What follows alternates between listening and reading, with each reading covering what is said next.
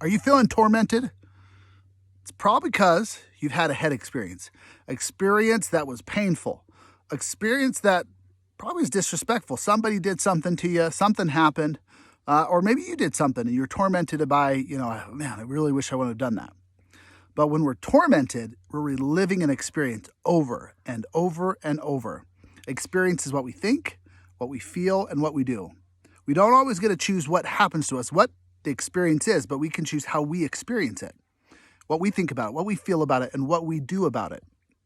So if you have experience that you relived over and over and over hundreds of times, I know I've had that before, and it doesn't always have to be big. It can be big. I've had really painful experiences, and I've had little ones where, I wish I would have done something different, and there's no real consequences to that decision, but it tormented me.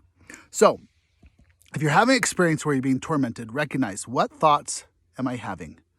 And then when I have that thought, what does it feel? And every time you have that thought, it's going to feel the same way. It's going to have that feeling because there's the emotion tied to that experience. Until you're able to release that emotion, to feel that emotion, feel it fully, look at the thoughts from your heart.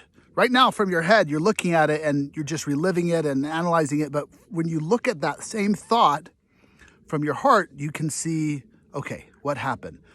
Yes, maybe I shouldn't have done that, or no, that was all them. They shouldn't have done that. That was terrible what they did to me. And we can have a different perspective.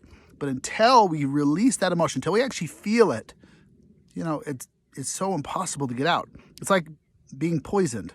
You have thought poisoning. You have this poisonous thought. You're reliving it over and over.